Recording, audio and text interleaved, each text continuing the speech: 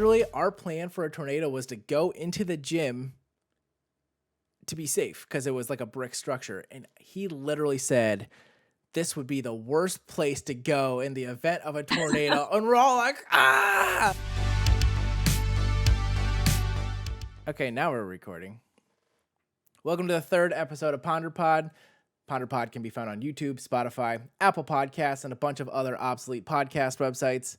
Please like and subscribe and comment on the YouTube channel. It sounds dumb and pointless, but YouTube gives you different little milestones when you reach certain achievements. So like at 50, I get a nice little vanity channel URL, and I really want it. Plus, I want to know how I'm doing. That's where you can tell me if you have topic ideas, if you want to be on an episode, just like Mickey here did. You reached out to me and you're like, hey, this could be a fun thing to be on. So let's just dive right in. I've known you for almost 10 years. I was thinking about this the other day. I've known you for almost 10 years. And then after, I'd say in the last 5 years, our lives kind of just took us in different directions. But then in the last year or two, we started talking back to each other on Instagram about tattoos and all sorts of stuff. And hopefully like these conversations, then we can like go to trivia nights and stuff. I heard that's a thing, and I want to partake. I'm really good at it. Yeah, we gotta win. I have random tips that I can share. So Same. It's surprising too when you're going through the things that you actually know. You're like, oh my god, right? It's great. All right, so I'm gonna try something. I'm gonna try something new with this episode that I haven't done in the past. So in my meeting, we have meetings every week at work, and the first thing we do in each of those meetings is share good news. So kind of just like something that's going really well in your life, something that you're excited about, something that you want to share, whatever it is. What's your good news? I'm just kidding. I got none. No. Okay, my good news. I feel like most of the time when I share good news, it's always about my clients at work. I work with kids in early intervention with autism. And so one of my kids this week has been saying my name and has been starting to vocalize to us more. Nice. And it's really cool because it shows that behavior analysis works. I did not know. I thought that's kind of what you did, but I didn't know exactly. So now I'm really excited for this episode because you have all sorts of extra insight to add that I was unaware of. I don't know about that. All right. So mental health is the main topic today. And like I've said several times on social media and in the first two episodes, I guess, there will probably be several episodes about mental health because everybody's story and their struggle and their coping mechanisms, everything is individualized to each person. I mean, it's all unique. So this is just the first time that we're going to really dive into it. What did I write down? I wrote down mental health is a huge topic these days, especially with younger people. This is really like the mental health revolution in history, where talking about mental health and destigmatizing it is paving the way to like a healthier, happier, more cohesive world, I suppose. All right, so growing up, mental health really to me was like the weird kid in class who always got in trouble and had to take medicine like during the day. Like I think it's crazy to think how far the idea of mental health has come. Like there's so many kids that are on medicine, and that might be something we can talk about too, is like how many kids are put on ADD medicine or ADHD medicine because their parents or their teacher says that they're acting up in class. Like that's something to me that I think is a major issue, where it's instead of discipline or just like, I mean, like literally thinking back to the weird kid. I'll stop calling the weird kid, but I want to use their name because you don't know who it is. But like that one kid, literally one that I knew of, maybe a couple in like a few grades, but like that was a rare occurrence, and they actually probably had like ADHD. Versus now, when pretty much anybody, I mean, I know people that were 6 years old taking ADHD medicine. Like that's not, they're kids. So what do you think about that? Like, what do you think about kids and their medicine, at least back in the day? We'll kind of segue into nowadays, but like, what was your idea of mental health growing up, like at an early age? I guess like I don't know. Like, I know what you're saying with the people in school. Like, I can definitely think back and see, like, oh, the like way this person acted and kind of like the people they spent time with and stuff. Like, you can definitely kind of pinpoint now, Yeah. oh, there's probably a lot more going on than you would expect. And I mean, mental health issues like span across my family, like a lot of people. And I was always kind of like aware, but I didn't really know details. And so I kind of always knew it was there, but then like we didn't talk about it, you know, Yeah. like most. And so yeah, I that's kind of where my experience is at. I do now I think about it, you know, when kids would get taken out of class to go like they had to go take their medicine in the office and stuff. Like I wonder if that's still handled the same way. Like if there's a lot more kids that's happening to. It I'd it be curious. So I actually know a little bit about this. So my wife worked last year as a student aide, so like the kids with the IEPs or the 504s or whatever, 30 something, 303s, I don't know, it doesn't matter. Uh and so basically like I know too cuz I work at a school that like an IEP is pretty much a legally binding document of like a plan for the kids. So no matter what they're doing, like you have to follow that plan and it has to be reviewed every so often with the parents to be like a legal document. So I think what happens now, instead of the kids being on medicine per se, they're put on these IEPs, or I'm pretty sure it's 504, but uh, and then they basically just get away with everything, or can get away with everything because, and there's so many kids that have it. Don't you think there has to be a better way?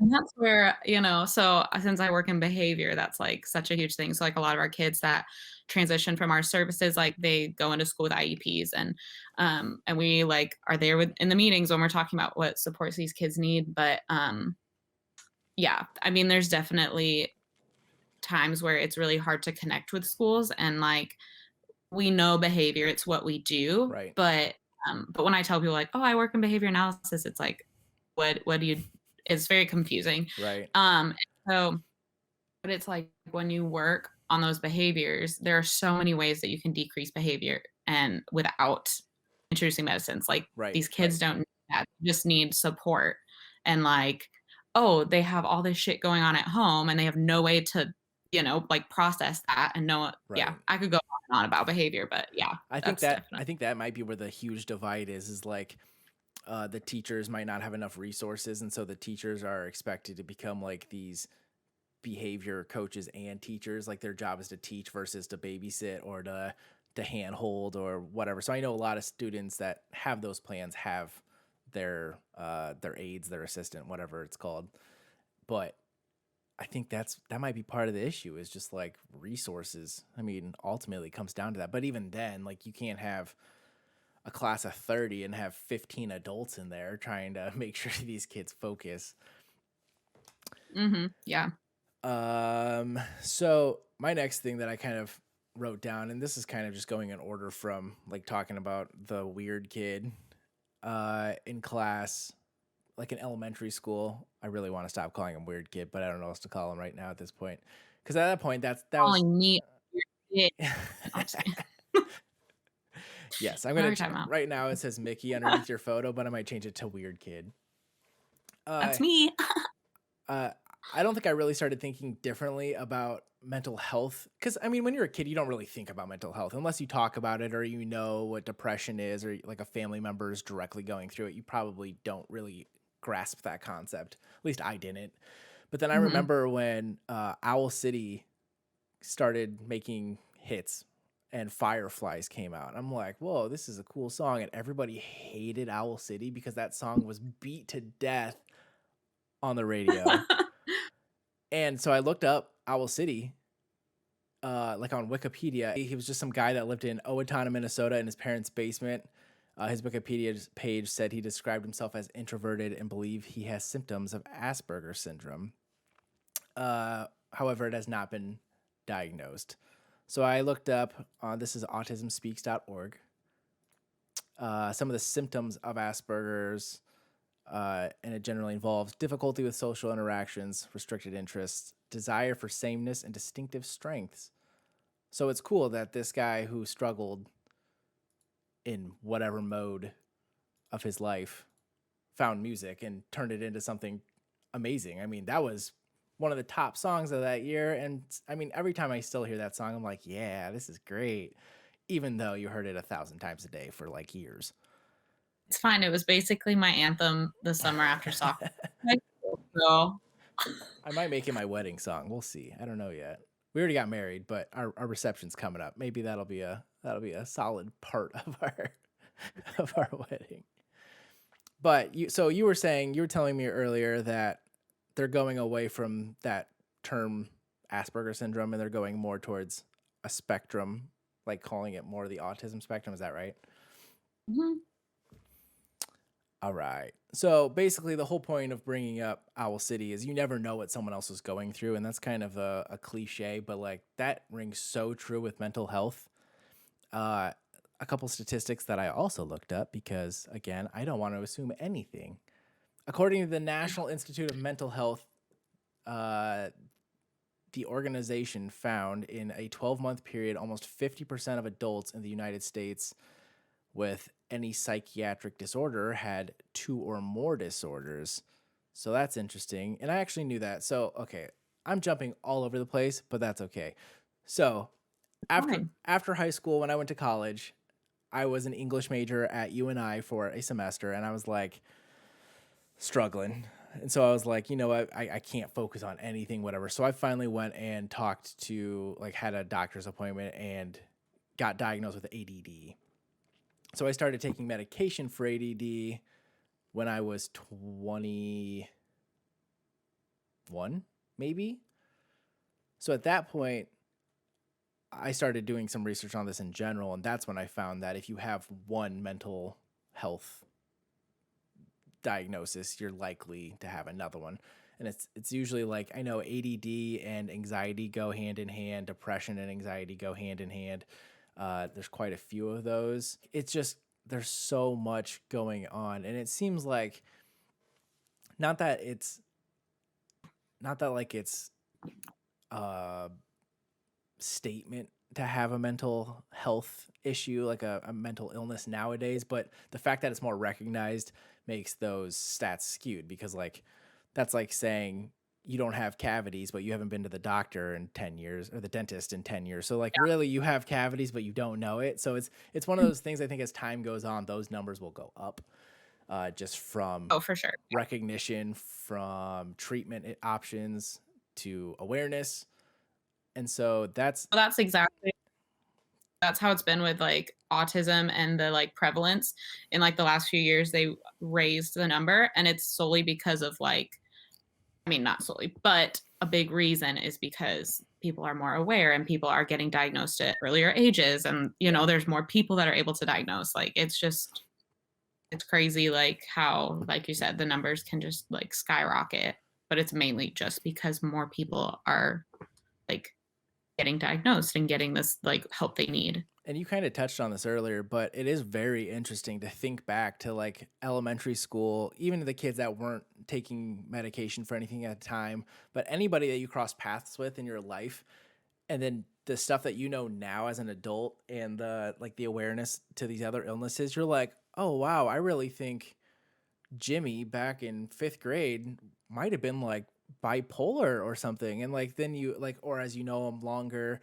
even as people I meet now, like you just figure out so much. And then the sooner you kind of figure that out, and you should never assume somebody has a mental illness, let's make that clear, but there are different ways to approach certain things though with people. If you know that like they have these different tics or like these different triggers that you can maybe either steer clear of, or you can maybe support them in, like, I know I can't get super specific, but like I'm pretty sure somebody that I know very well has bipolar disorder. Like I'm 99% sure. And there's other mental illnesses at play there too. But like being aware of that helps with patience, helps with like just sitting and listening to them talk for a while because you know that's what they need. Like it's a very important thing with mental illness is being aware of the people around you, because again, like we said, we don't know what they're going through, but you might know some. I mean, depending on how well you know them, but that support is a huge aspect. And even though like this awareness, if you don't have mental illnesses or struggle with specific things, maybe directly, the awareness is good for you though, because you're interacting with people who do struggle with that. And I think that might be something people miss.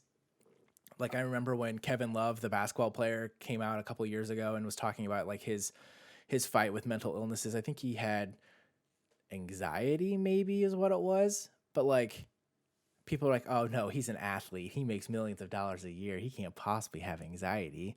And then the people were like, oh, Yeah. well, if you don't have anxiety, then you don't understand. Well, it's not a yes or no answer. It's like you can still be aware of things and still use it as a learning opportunity to help like strengthen your relationships or your support for the people around you. Yeah, like, you might not understand, but you can still be there. It's like with any kind of even if someone goes through something, like, majorly traumatic or anything, it's like, you're not gonna go up to them and be like, "I totally understand," because you don't, Right. but I can still be here to support you and, like, be what you need in this, like, moment. But 1 in 4 adults is no joke. Like that's a lot of people. Mhm. that's that is insane. All right. So personal mental health struggles. You can be as specific or as vague as you like, and I'll go first so you can kind of see what we're rolling with here. My first I guess the first question I'll answer is, when did you realize you might be struggling? So again, this is kind of a in hindsight thing where I started thinking back, and I never really thought about it this way before until we started talking about doing this episode like a week or two ago. I think I have anxiety and some OCD tics on top of ADD. I think everybody has certain little things that maybe isn't like full-fledged OCD, and I'm sure there's different degrees to OCD too. I mean, I remember watching like True Life. I have OCD and it was like so stressful. But so some of mine are kind of weird, but it's funny because I kind of know exactly where they stem from. So I have a thing about making sure doors are locked, like before I go to bed. And I'm pretty sure that when I was like 6 or 7 years old, my mom's going to watch this and she's going to text me and she's going to be like, oh, yeah, I remember that. There was one time where like I think she found me or woke me up or something. I was sleepwalking and I was like walking out the back door in the middle of the night. That freaked the hell out of me. I did not like the idea of like, oh wow, yeah, I went to sleep in my bed and I was safe, and then I could like subconsciously like make an effort to escape my house and have no idea. That terrified me. Right. So I even said that stemmed from sleepwalking anxiety when I was probably like 6 or 7. The other instance of anxiety was the weather. Being a kid, I was terrified of tornadoes. And there was something about the idea of like going to school. Again, I think it just comes down to safety for me, or was the issue then. Going to school and then there's a tornado warning and you're not home in your safe little basement and you're in a hallway duck and covering with 1,000 other kids, and this tornado, this mythical beast comes roaring through and rips off the roof of your school. I remember too, one time we had a weatherman. His name was Jason Parkin from Channel 8, and he came and talked to our school. And we're all sitting on the floor, cross-legged, watching him in awe. We're like, wow, he's on TV.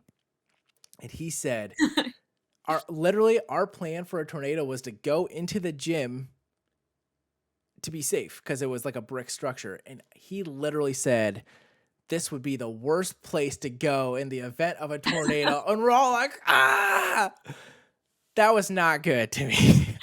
I was like, I'm going to die here.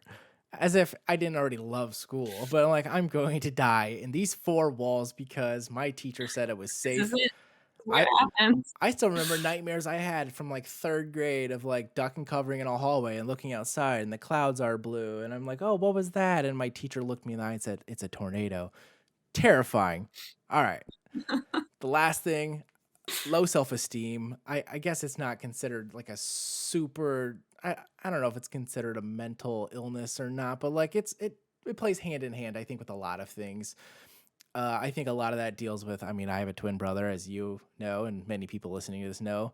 I have an older brother, I have an older sister, and everything's always been a competition. Like, we're all graphic designers, is one thing. Great. But, like, it's just everything shouldn't be a competition. But after years and years and years and years, that kind of has dragged me down. But now I'm kind of like, my own person. I don't need to play like I'm not a victim of anything. Like I'm in charge of my own life and I can learn to handle that and run with it and do my own thing in life. And I think also this helps with self-esteem. And you might actually agree with me. Getting tattoos. I love my tattoos. I got new ones. I don't think I've shown you these ones. My eye and my, well, that's the cheese and the match. But like the idea of tattoos is so cool to me. Yeah, it's permanent and that scares the hell out of some people. But for one, if you can see my tattoos, you're not going to think I'm my twin brother. Bonus for me. And two, like, I chose these things to be on my body permanently, and it doesn't matter if you hate them, you can't do anything about them. Like, that's empowering to me. Like, it doesn't, like, I don't Yeah. have to hide my tattoos because they're mine, and I chose to get them. So, those are kind of my things. ADD is, I think we'll get into it a little bit more when we talk about like how we handle some of our illnesses, our struggles. But ADD was one of those things. I took medicine for like 3 years. Then I got a real job and I'm like, I don't think I need this anymore. And even today I'm like, I think I can do without. But all right, your turn. What do you struggle with? When did you realize you might be struggling? Again, you can be as specific or as vague as you want. It's all you. Yeah, well, so like I said before, like a lot of people in my family struggle with different like mental health issues. It's always kind of been prevalent in my family. And so it's always kind of been lingering there that like, okay, I know I'm probably going to deal with these things in life, but I didn't really know how it would like manifest or like what it would look like for me. And so my oldest sister that I like grew up with, she she's gonna listen to this and be like, Mickey. No, she's just a very anxious person and she's very has been always. And so it was like she was the older sister that was more anxious and I was like the laid back younger one that was just like a mess. And so I feel like I kind of just like swallowed a lot of it and ignored most of it like my whole life. And now even that I like recognize and I accept that I deal with this, I look back and I'm like, holy shit, there's times where I'm like, I was never anxious as a kid. I don't know what happened. And then I think back to certain instances where I'm like, oh my God. Well, isn't it weird how like you don't? I mean, obviously you don't recognize it in the time because if you did, you'd be like, "Oh, maybe I should talk to like a counselor or get help with this." But like looking back, it's kind of terrifying because there's so many things that. But again, there was a difference. There was the weird kid that took medicine back then, so we've definitely come a long way. But looking back, it's almost sad sometimes where it's like the self-awareness was not there and maybe the awareness from older people like the adults that could have helped, it wasn't there. But Mhm. it's terrifying to look back and be like, holy crap, that was not good for me. Well, and I feel like too, a lot of it is as you get older and you're like going into adulthood, like you're on your own and you're like figuring things out for yourself. Right. And like when you're younger, you I mean, you're going through puberty, you're going through like awkward relationships. True. So it's like you already have so much that you don't understand. And it's like your emotional intelligence is probably just like not quite there yet. And so That's a good point. it's like I'm trying to understand, do I think the boy sitting next to me in class is cute? How am I going to process? Like, I think I have anxiety and panic attacks and I can't sleep at night. And it's like when you're older, you kind of have like, I mean, we have a whole different slew of things to worry about, but it's Yeah. like, okay, how is this affecting me getting those things done or like me living my everyday life? And so I don't know. I feel like that could like play into it a lot too. Cause that's definitely like, I mean, I didn't recognize and accept that I dealt with this until like we lived in Tennessee. My husband and I moved to Tennessee after college. And so it was like a super lonely time for me because like, I mean, we're living in rural Tennessee. And so I was able to make like some close friends there, but it was just different. And Yeah. so Wes worked long hours. He was like volunteering and doing all this stuff. And so I had a lot of time to myself. And I was like, it kind of manifested in some really like, I don't know, wild ways. Cause like I was lashing out. I was having insane mood swings that like no one could like comprehend. And like, bless Wes, I took it all out on him. Like I was pretty harsh at times, and I was like, this is not how I'm supposed to feel. And like even looking at how I felt in college, I was like, I'm a totally different person. Like, like the littlest things are Yeah. setting me off. I'm like terrible. I would spend a weekend in bed sobbing for no apparent reason. And it's like, okay, this is insane. Did I do anything about it? No. Um, And so somehow like Wes worked through all of that with me, which like I said, like bless him, he is the most patient person I've ever met. And so like I eventually right before we left, I like took CBD and yeah, it kind of helped, but I still felt like shit. And so finally, finally, like a year ago, I was like, okay, this is not normal. Like, it's normal in life to like feel anxiety. Like Right. people get this every day, but it's like, what is the level of anxiety that it's like not typical? And so I guess like that's kind of when I started actually accepting it and kind of figuring out what I could do. But still, like, yeah, looking back, growing up, I'm like, wow, that time I was like hyperventilating and had to pull over my car, like I was having a panic attack, but Yeah. I didn't recognize it in the moment. It's funny. It's not funny, but it's interesting. I like to say it's funny when I think things are interesting. It's interesting how, like you said, that like there's different, like you thought, oh, I wasn't just sad or I wasn't just nervous. Like those are literally just like the words that we use to not call it anxiety or depressions. Like, oh yeah, I was nervous about that. No, you probably had it. Like, if you're nervous about something like the weather to the point where you're sick to your stomach and like can't go to school or something, or you're using it as a crutch and not like going out and doing social things like I did when I was a kid, like that's not good. That's not just being nervous. That's like a level of Yeah. like you need some attention or some help there. And same with sad. Like Yeah. I don't think I struggle with depression at all. Like obviously I've been sad. I'm wearing one of my My Chemical Romance shirts. So Yeah. I'm an emo kid, but that's more of like a processing internally, not sharing my feelings, which is probably a whole nother thing that we're not going to get into. But like that's not just being sad or not being nervous, and that's kind of important to think about because back in the day it was, especially when you're kids, your parents are just like, oh, you're sad or you're nervous about this. No, it maybe, and the fact that they treated it that way might be good or bad, I guess. I mean, if you figure it out as an adult, great, but if it could have helped you in the last 20 years of existence, then maybe it could have been addressed earlier and your life would have been totally different. um Yeah. I mean, yeah.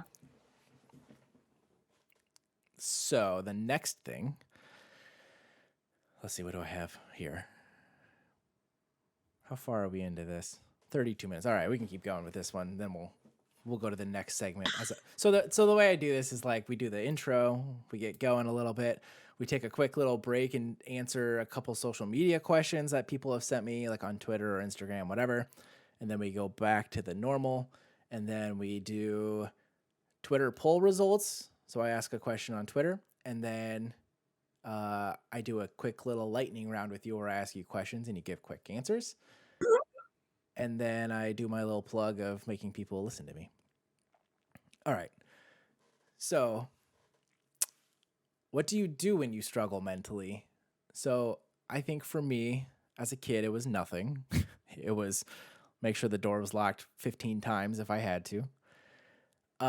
Nowadays, I think I'm learning very much to kind of just like let things happen.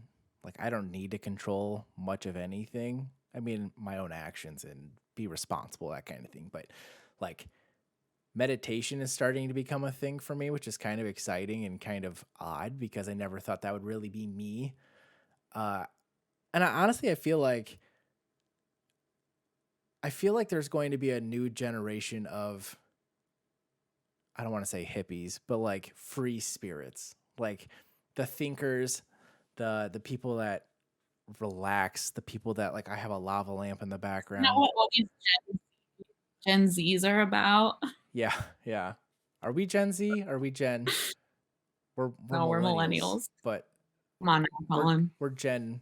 We're still a Gen though. We're like Gen X or Gen Y or something. Those Millennial. are Are you sure? older people. Yeah, it goes Okay. Gen Y, then Gen X, and then we're the millennials, and then yeah. Okay. Well, we can still be We the had a whole free discussion about spirits. this at work, so that's the only reason I know. I So argued with one of my coworkers one time about being a millennial, and then by the end of the conversation, we had justified that she too was a millennial. I'm like, ha. Uh, meditation. So this is actually a weird little story, and I'm going to share it because it kind of ties into something later. And this just happened last week. Given I had a fever, I had just gotten my second vaccine shot, and I just gotten a tattoo. So like I was in a weird space a little bit. Like I had had a fever in a long time. So Becca and I listen to like yoga music or meditation music or like soothing whatever every night. Like that's literally what we sleep to. And it was like 8 o'clock. I was slightly feverish. I was laying in bed and I just started watching. I just got onto TikTok. Like I've never really watched TikToks, but I didn't realize that there was so much you could actually learn from those stupid videos. Like it's not just these dumb trends, but like I'm suddenly really deep into the yeah, spiritual side, the healing crystals, meditation, all this stuff because I want to learn about it. I got a third eye tattoo. That's what yes. this is. And my next tattoo is a mandala on my arm. So, is that a crystal? No, it's an eye, but I have my crystal Oh, shelf on the wall over there. well, even better.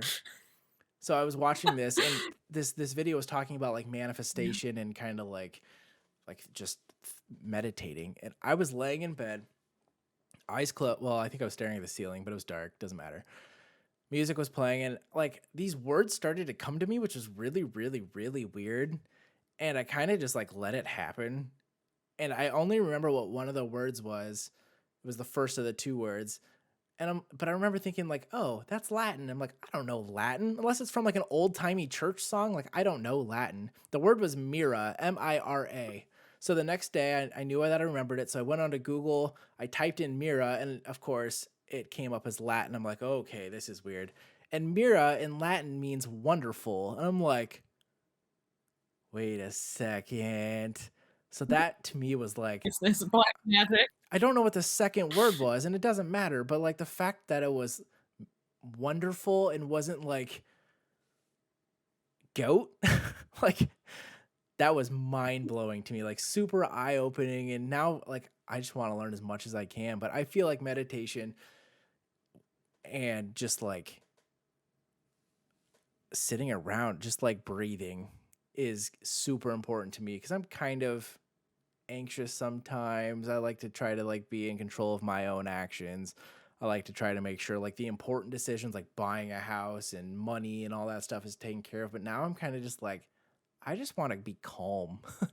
Like I just want to be relaxed. I just want to like sit peacefully for a while. So the fact that TikTok might be the first thing that really starts helping me figure that out is bizarre. But Yeah. I make a lot of TikTok references in my life, and I like am embarrassed when I do it, but some of these people, they got some good things to say. well, yeah, we're not trying to do like the latest dance to the new Drake song. Like we're trying to learn things and I'm like not saying that's the only thing I'm just kidding. I guess I just made a reference to a very specific TikTok I saw Yes. to a Drake song. But the point is like I think people think of those stupid dance videos versus like the things I've learned about the pyramids and the things that I've learned about chakras and the things that I've learned about all this stuff. Like there is Like a whale sharks. there you go. There is an intellectual side to TikTok, and it's just like little bite-sized pieces of information. And you can be like, not interested, keep scrolling, or you can be like, Wait, you're telling me that Nikola Tesla was an alien from Venus? That's a new one. That's currently a theory.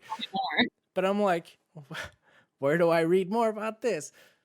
So I do think that there are tools like that that are simple. Yeah, that's not what they were designed for, but the idea that that could take somebody like me into that whole world a little bit more. I've always been super interested in like Buddhism and uh like really the mind and body, the spirit, the connection with energy and the world and everything. We'll get into that a little bit more because I have a couple of interesting things to talk about there. But meditation and downtime is kind of what I do when I struggle. I just kind of need a break. I like to take naps.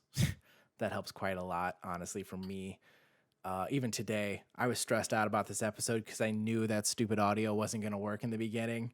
I came home from work and I was just beat. I'm like, I took an hour-long nap and I felt much better when I woke up. So that's what I do. What do you have any little life hacks? Anything that you do to when you're struggling a little bit? Um, I mean, nothing too crazy, but kind of the complete opposite of you. So, um, so because I do deal with some pretty intense anxiety, but I also do like deal with mild depression.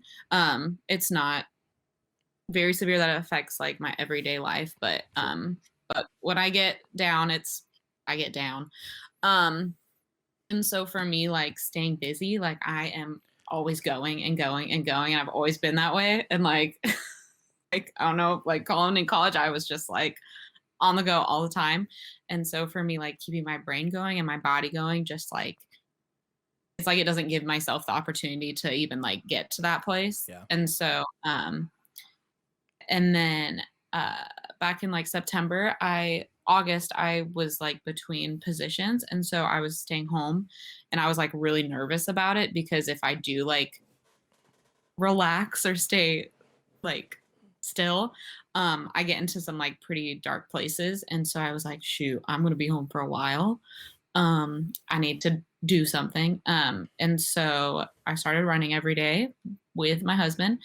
And so I run a lot to kind of help with that too. Like being outside and running just like helps me a lot. And then I have kind of like tried journaling.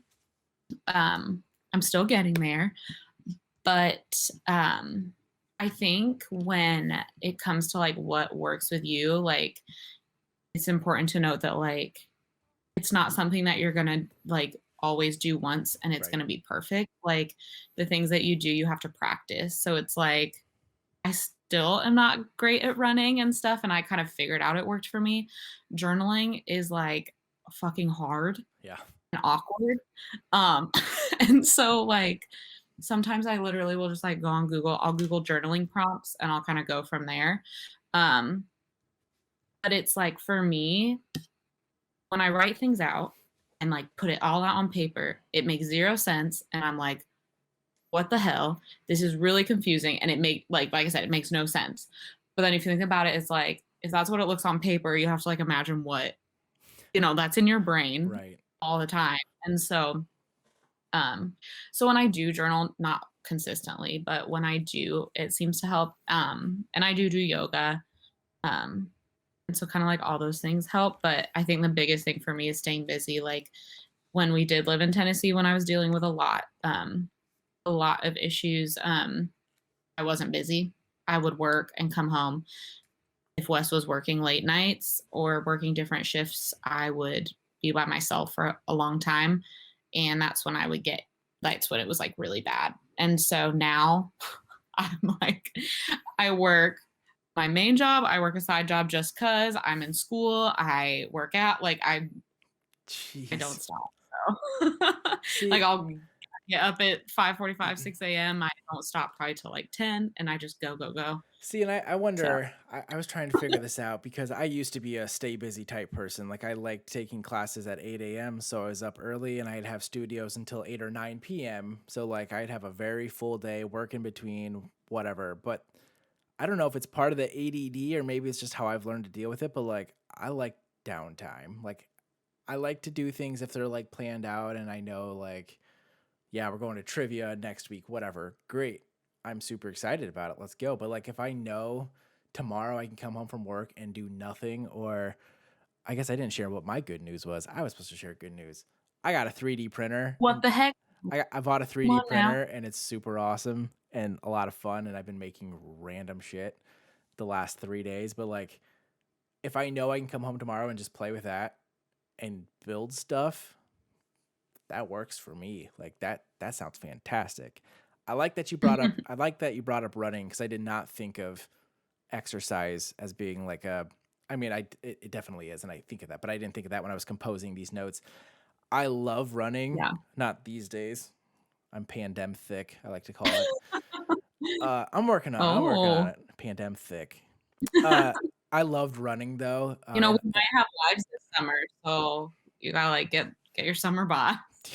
I'm supposed to have my wedding reception in October, so I got to do something about it.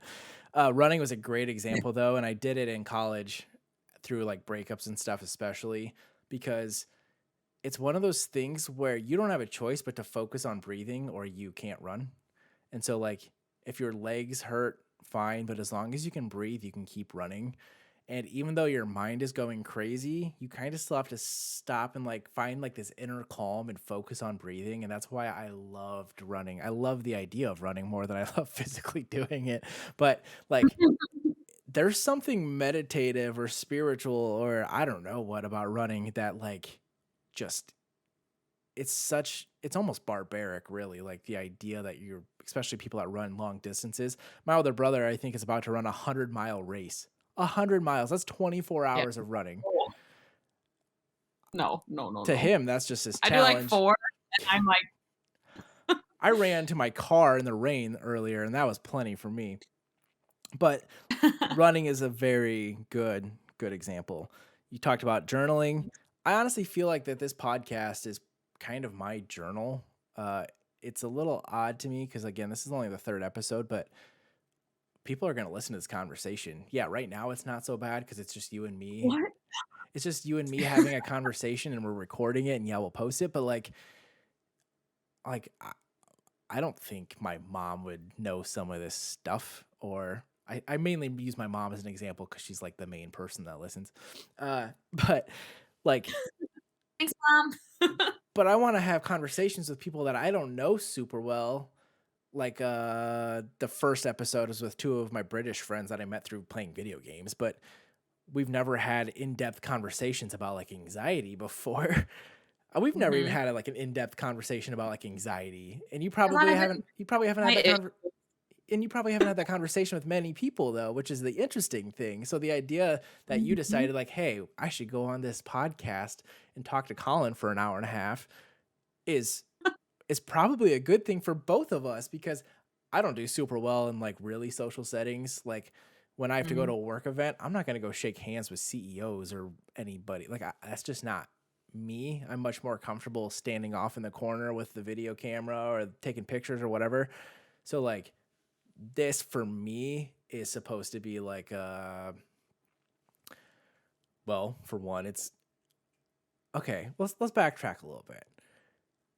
Yeah, I do think I need to be busy. I think if I do nothing, then I do feel like shit about myself. So the idea, whether it is the 3D printer or the podcast or streaming video games or running, I started working out again a couple months ago, so I am doing something. I lost 20 pounds. Hey. Like I do need to be doing things. Like I do like my quiet time. I do like to watch movies. I do like to play games. I do like to take naps. But to me, that's still doing something. It's not like I just sit there and stare at the wall for 48 hours at a time.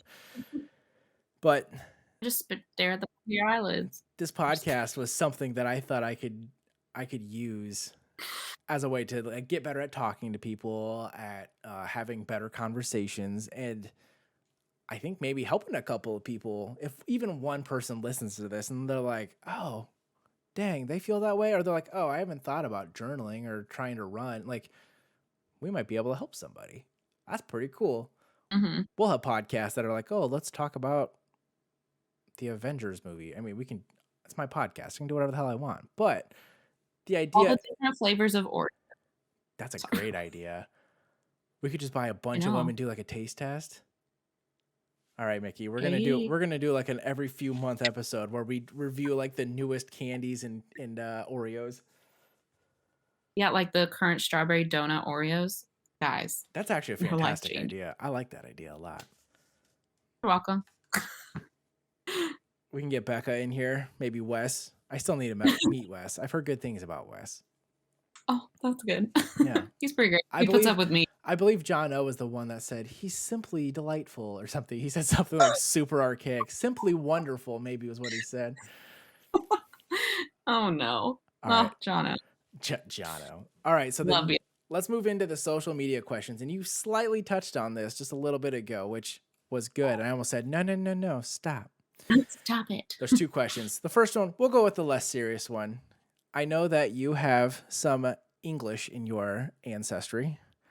So Mm. this is a very recent thing. This happened like yesterday or the day before. And since this is being posted tomorrow, Thursday the 11th, what are your thoughts on, where's my spot? I lost it. Oh, the royal drama. Meghan Markle had said that she was suicidal at one point, and people are going crazy on both sides of that argument. People that have no idea what she's thinking, and people that can relate to those thoughts and are saying like they're defending her. So, like, what are your thoughts on that? Like, I'm just curious to know what your thoughts are, regardless of it being British. I just wanted to tie that in. I mean, my mom, I'm a citizen, so that counts, right? Oh, thank you. Ooh. I'm going to see if I can get room service. It's a Goose Island IPA. So, oh, I love Goose there Island. you have it. Okay. Out of Chicago. That's to prepare for this question. Okay. Well, I'm a terrible English person because I don't keep up much with what's going on with the royal family and whatnot. They just did like an interview with Oprah or something, I think is what happened. Right. I'm not like a connoisseur of British No, it's royalty okay. I did see drama. It was like Oprah was bored, so she decided to stir up some drama with the royal family, like like Oprah does. But anyways, so I know a lot of people that were posting about the interview, and I still plan to watch it at some point. I haven't watched it.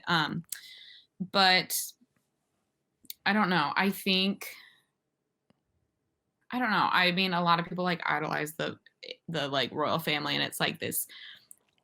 I don't know. I feel like American people are like into a lot of like English culture and like English things, and I think it's just a lot of it is very different from what we experience here. Like, obviously we get somebody like Trump. Anyways, and so we don't have that like experience with having a royal family and things like that. So Right. people here are just like so into it, and every little thing that comes up about the royal family, it's like, like I need to know more and more and more. But like I didn't watch the wedding or anything like that. But I think it just goes back to where if like celebrities are able to like use their platform and like reach out to people, then that's what they need to do. Like just because they are famous or part of the royal family or whatever doesn't mean that they need to like withhold that and be like, like the perfect person, because the perfect person still deals with something, like I think like obviously there's a lot of shock that came because of like what everybody is saying and like what everyone's talking about, but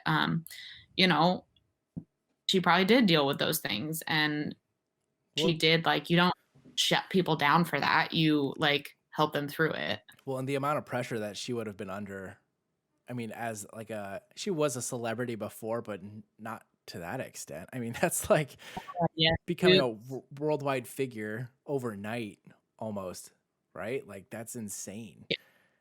So for people to try I will to say when they first got together, I was very excited because I was a huge Suits fan. And I loved her. I didn't even know that she was an actress until like way after the fact. But you never watched Suits? Oh my God, so good. Anyways. The fact that like these people are trying to say like, oh yeah, we know what she was thinking is so ignorant and nonsense. Like I heard on the radio on the way home, I think it was Piers Morgan was doing an interview on like their version of Good Morning America is called like Wake Up Britain or something. I don't remember what it's called. Good Morning Britain. They were talking about it, and he's like the main host, and he got up and walked off after like the weatherman said something. And it's just like, what? So then they caught up with him after the fact, and he was saying like, I don't believe a word she says. What she has done to this monarchy is absurd. She's destroying it, and she should be charged.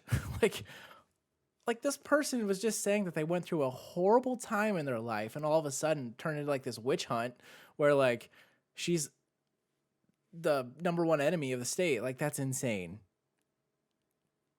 Yeah, I would be curious what I mean, my mom is English.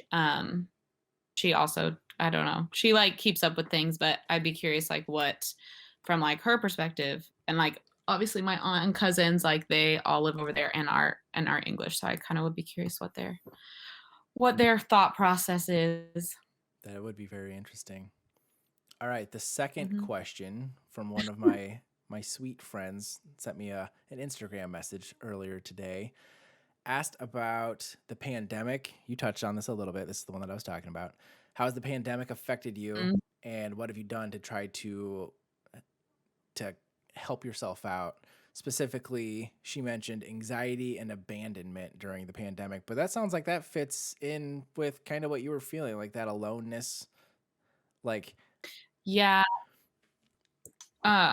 So beginning of the pandemic, like I am an essential worker, and so I technically work in like the field of healthcare. I'm not a healthcare worker. That's like, those to be are clear. nurse doctors and stuff. So I'm like, they're like way above me.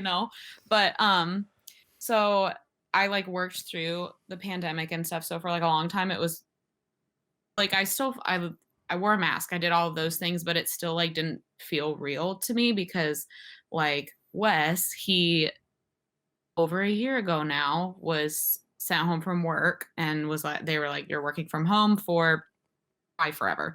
Um and so I like kept working my normal job all through it and stuff. And I guess like it was more so my like social life that changed a bit because we like just love going out to dinner and going to like trivia and bingo and things like that. I wouldn't know. I've never been invited. Them be fighting words. That's the truth. And no, we don't invite you, just show up. I can't show up places I don't know where people are. Okay. It's a never-ending game of hide and seek that I always lose. Well, the hall and the margarita bar both have trivia at 7 on Thursdays. Writing it down. So it's like a 50-50. That's tomorrow. But yeah, it is tomorrow.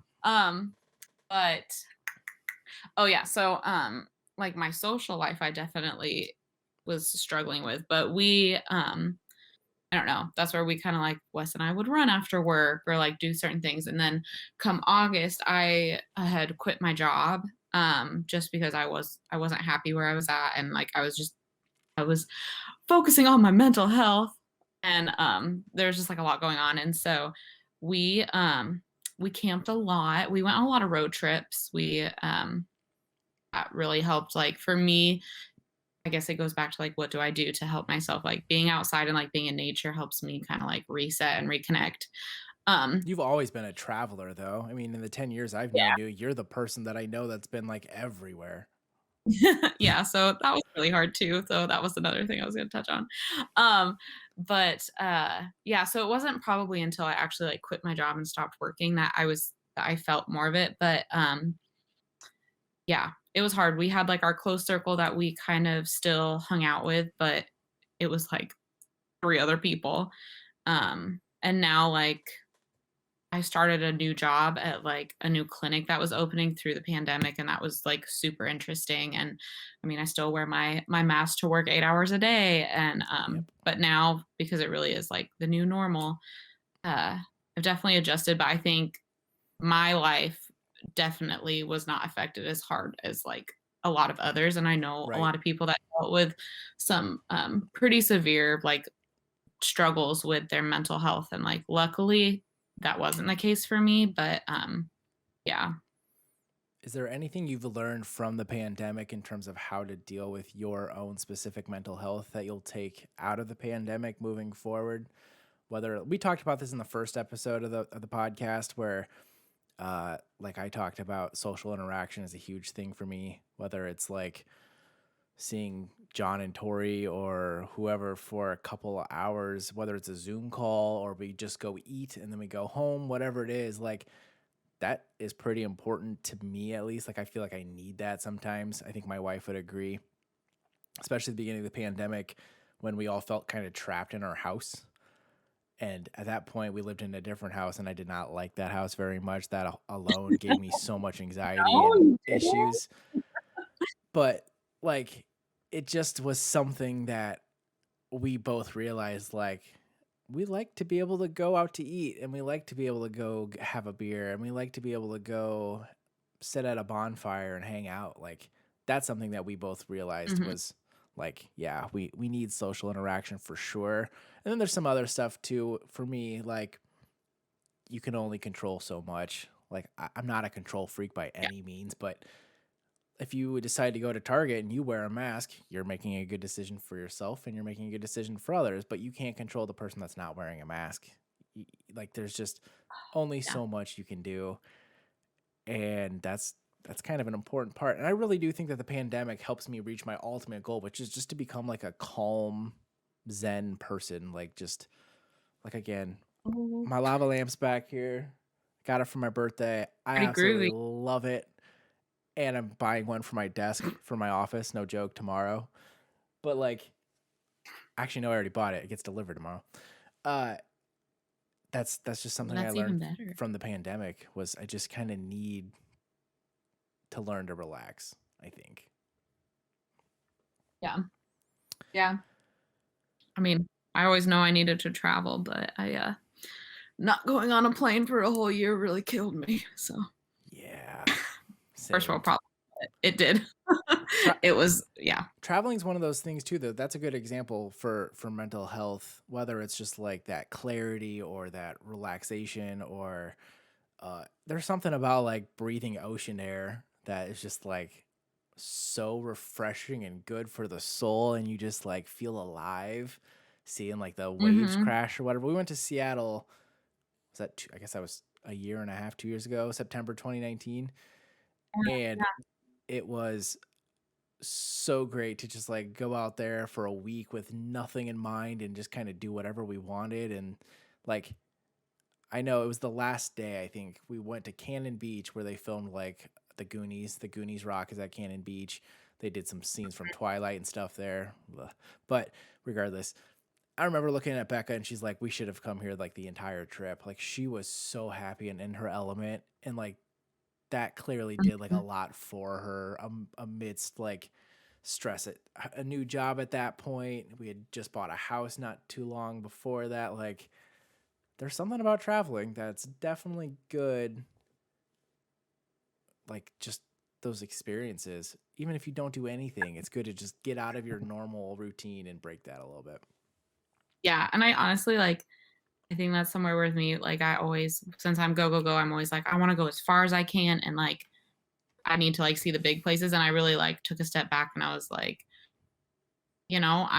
we went to the Black Hills and it was, like, the best, and for me, like, when people reset at the beach and, like, feel really at home and perfect, like, that's where I feel in the mountains, so, like, Same, my same. last day of I hate. work, we I, drove yeah, yeah, like, my last day of my job, we drove to Colorado. It was also the derecho. We had been out of power for 5 days, and we were oof, like, "Fricking we're leaving the state." yeah. So we went to Colorado, and that's where I can, like oh my god, I just, like I can't explain it, but I just feel so, like, calm and, like, at peace, and it's pretty cool. I'm the same way. I'm not much of like a beach goer, but this was like Pacific Northwest, so it was like It's cold and different. windy and dark, and like Yeah.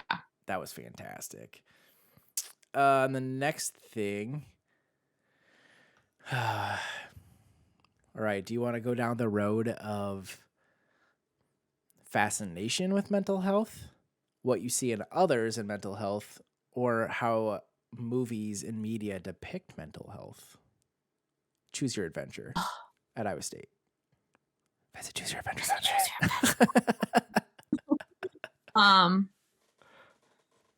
Eeny, meeny, miny, mo.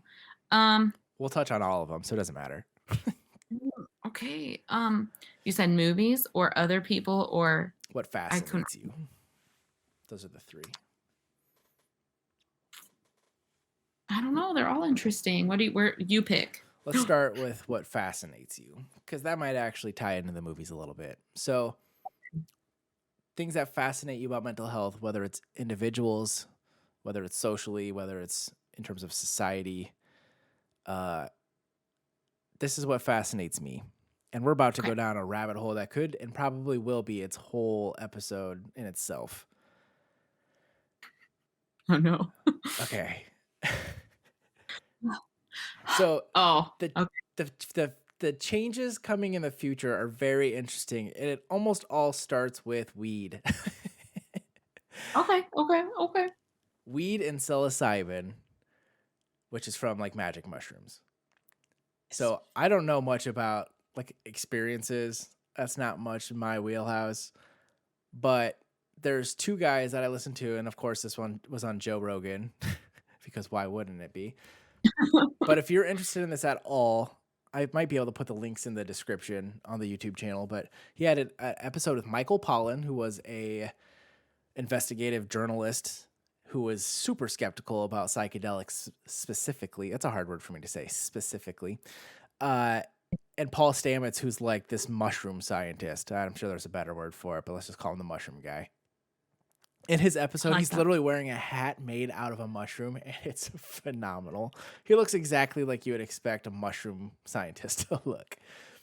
So Michael Pollan wrote a book called How to Change Your Mind. It's a long title, but it's called How to Change Your Mind, Michael Pollan.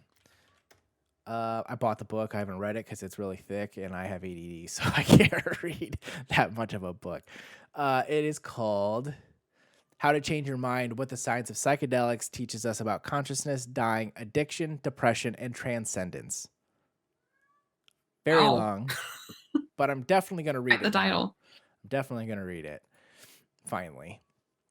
So both of them talk a lot about, I mean, you would think for being like the Joe Rogan podcast, they're talking about all these stories about getting high or tripping. Like that wasn't the case at all. These are like respected people in the academic world that know what they're talking about. This isn't like a game to them. This isn't somebody that like took LSD in the 70s and stared at a fuzzy wall poster for an hour. Like this is people that like really know what they're talking about. So the very fascinating part between both weed and psilocybin is the way it helps with anxiety and depression and PTSD and all these things. Psilocybin is the really, really interesting one. And somebody else just passed it. I don't remember which state. I think Colorado and Oregon and maybe like a couple of towns. Like I think the city of Sacramento had decriminalized magic mushrooms. But psilocybin is super interesting because it can literally reconnect pathways in your brain. That is insane. The podcasts are so full of scientific knowledge, but broken down at a pretty easy level that even I understood it, that you should definitely check them out.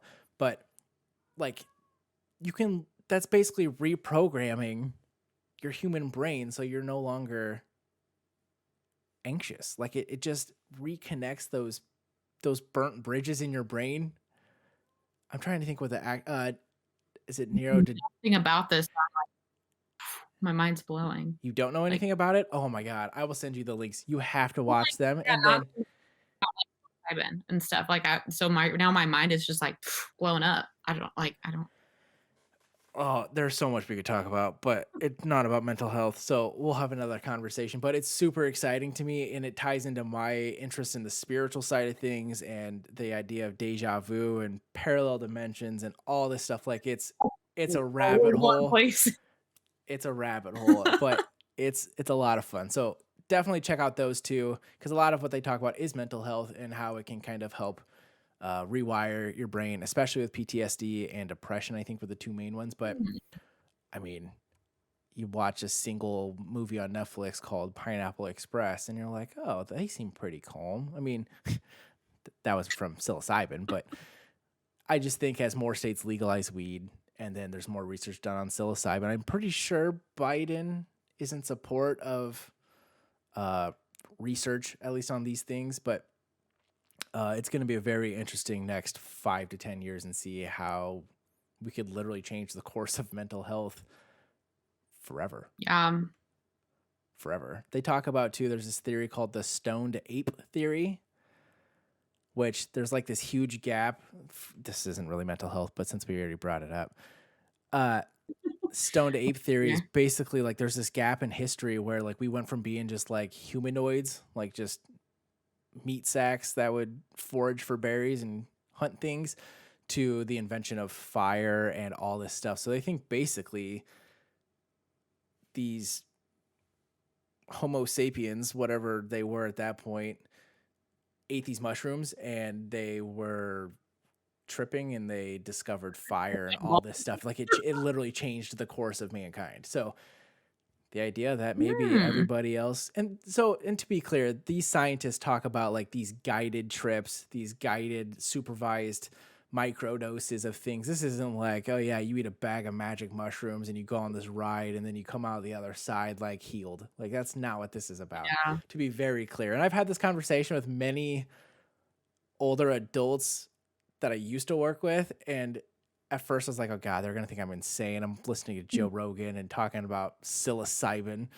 But like, then they listen to it and they're like, wow, that's actually super interesting. I've even had that conversation with my mom. It's like, this isn't like a party drug like it was when you were in high school. Like this is like a legitimate thing that could save us all. So that's what fascinates me. What fascinates you? Well, now I'm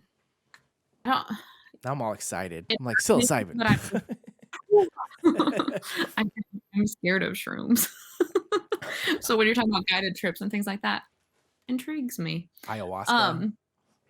Literally, I just imagine being like on the top of this like hill, just like, okay, it's the first time, here we go. And then I just like, have you seen have you seen Midsummer? No, I'm kind of scared. There's this part where they like, so Midsummer is this kind of horror movie for people who don't know, but it's not really horror. It's just more like unsettling. But like they're on this hilltop in Sweden, I think it is. And they drink this tea, which I think was derived from some sort of mushroom. And so like she's sitting on the hill and she's just kind of like watching everything and everything's kind of drifting. Think like Starry Night painting, how everything's kind of smeary, but like still there. It's just like alive. But then she looks down at her hand and it's on the ground, like on the grassy hill, and the grass is growing through her hand. And she's just like super calm and like looking at her hand. Like it's just so, it's very interesting. But yeah, just the idea that you said being on a hill. Paul Stamets talks about that too. It's so fascinating. Literally, just imagine being on a hill, like transform. I don't know, and then like weird things happen, and then I don't know. I just, but okay. Anyways, segue. There's no clear segue here. It really interests me. Kind of this is controversial topic for some, whatever. The path that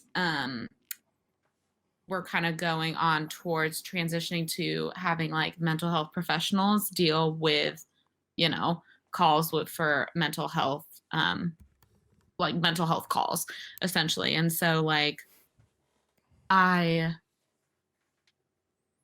don't want to say anything that like, but it's your opinion. I mean,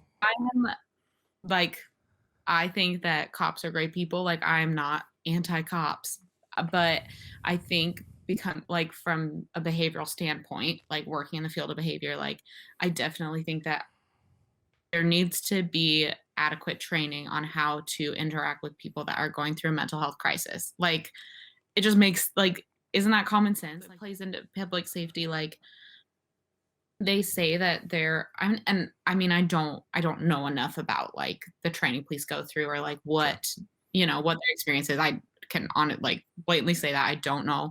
But like de-escalation techniques and things like that, like they say, oh, cops are taught these things, but obviously not to the extent that it should be taught. Like, I don't know. It's just, that's what is like, it's really interesting to me because it like excites me because I know like in Colorado they've taken like it. Dude, Colorado's just ahead on everything. So I'll Colorado and just say, Oregon both are just like paving the way yeah, for better tomorrow.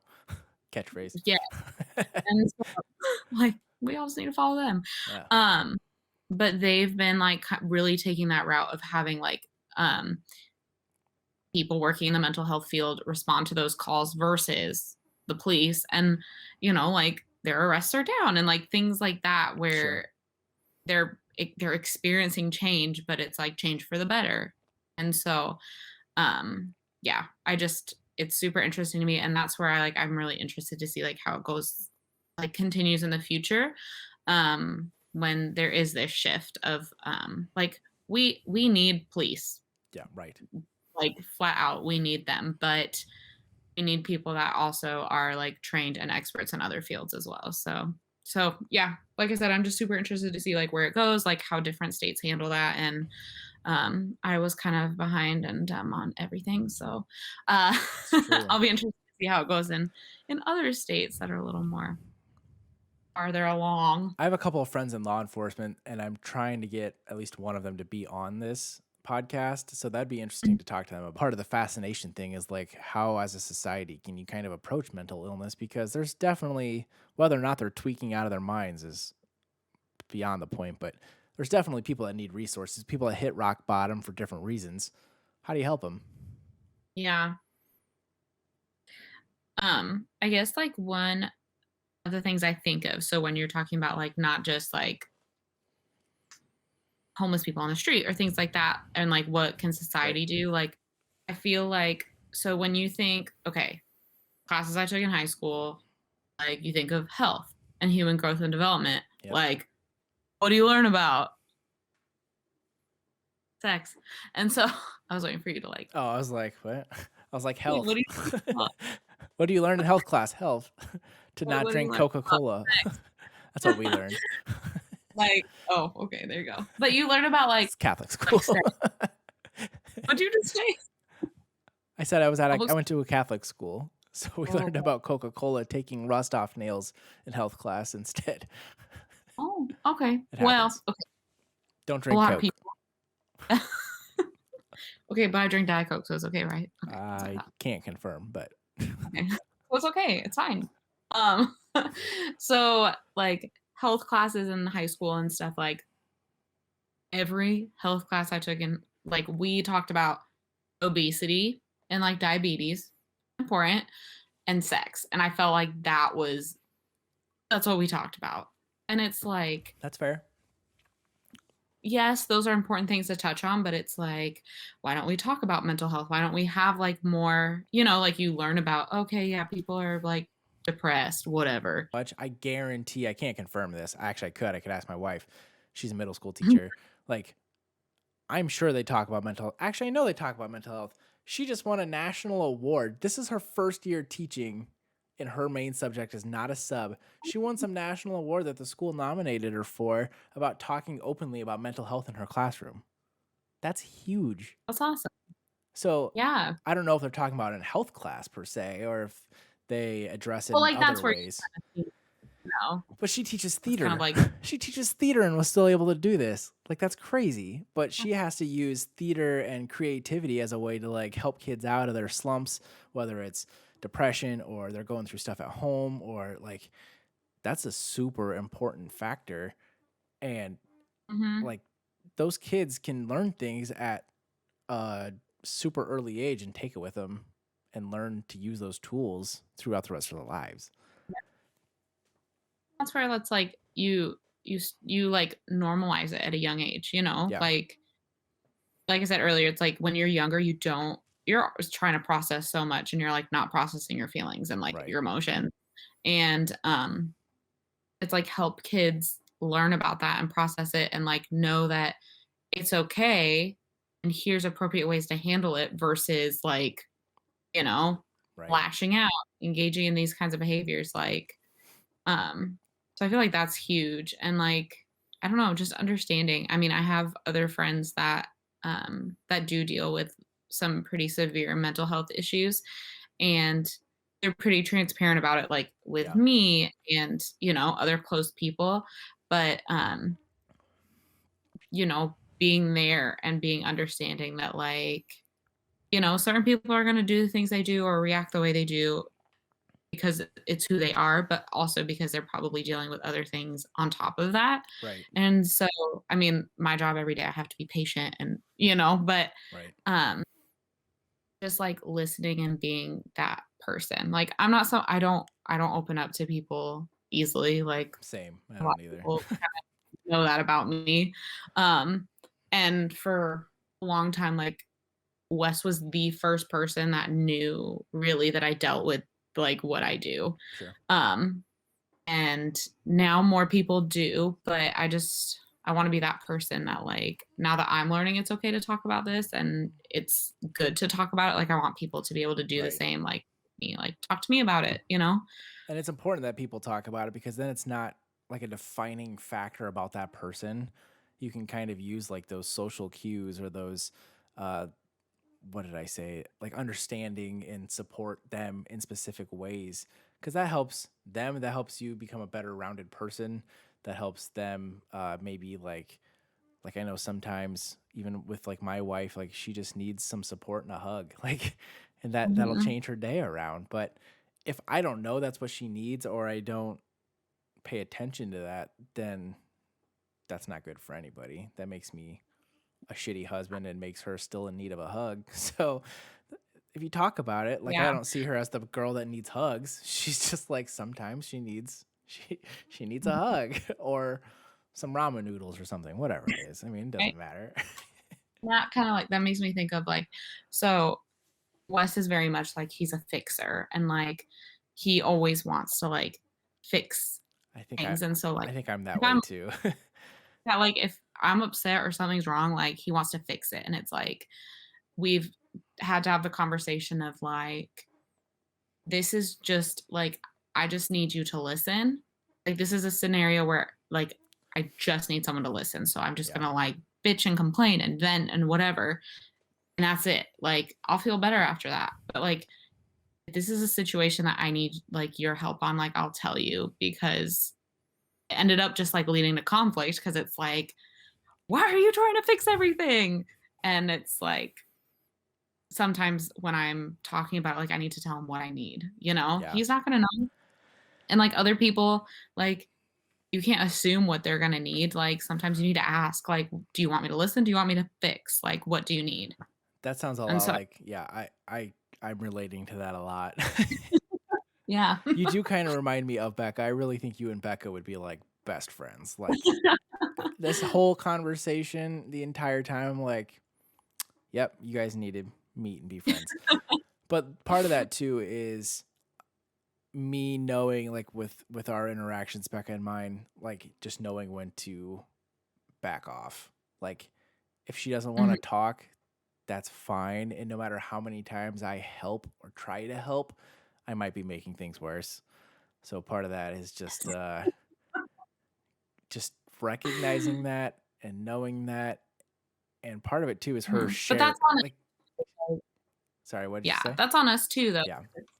Or when it comes to, like, people responding, like, that's on us too. It's like, if you're dealing with these things and some like, that person is being there for you, like, sometimes you do have to do that simple thing of, like, telling them what you need from them, Well, like especially when you're married. It's not like it's a high school relationship and you see them on weekends only. Like this is a this is a for the rest of time thing. So if you don't figure it out early on, you're going to be yeah. struggling for a while. So I think it's definitely important to have those conversations. And honestly, I don't think we had enough of those conversations until like later on in our relationship, and that was probably not super helpful or beneficial to anybody. It should have been much earlier on.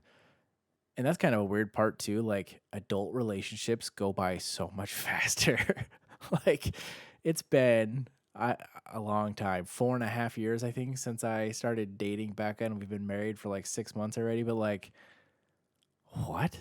Like, it just doesn't Mhm. seem like it's been that long, and it just seems like there's been gaps in the things that we should know or should have conveyed or how to handle things by now, and that only happens though with awareness and communication and learning, I guess.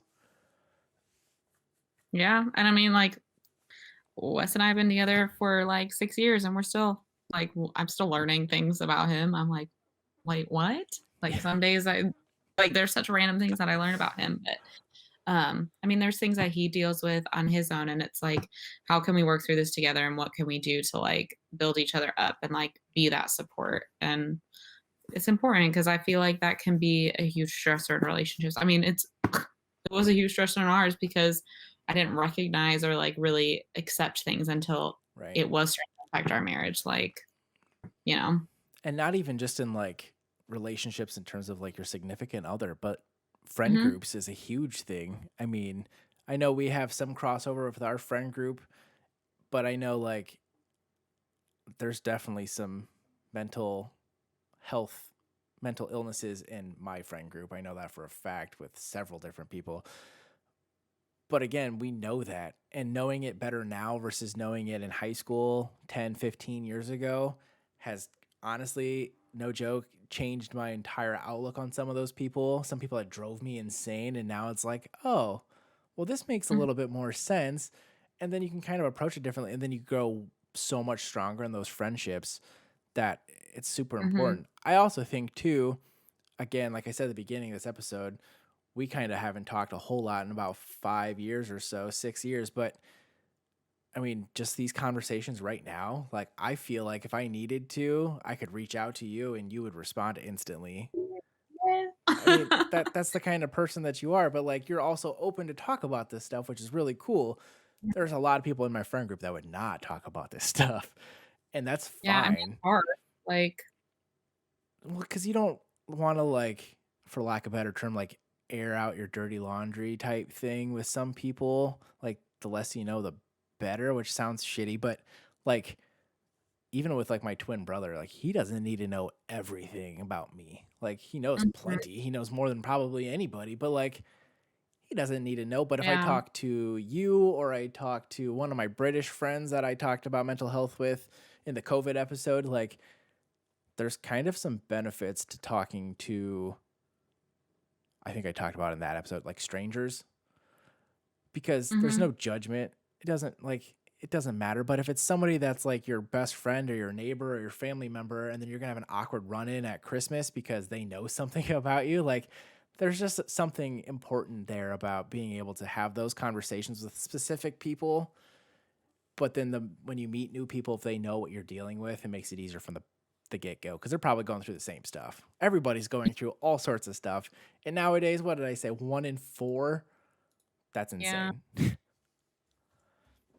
And it's important. yeah.